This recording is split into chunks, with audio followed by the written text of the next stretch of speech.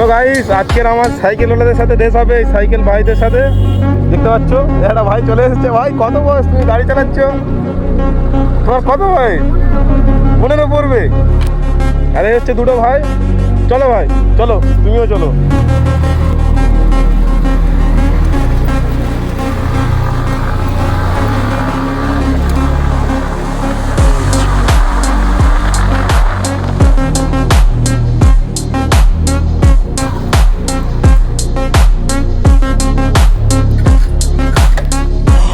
তো ভাই সব আমার দেখো তো রেস লাগিয়ে এখানে চলে আসলাম।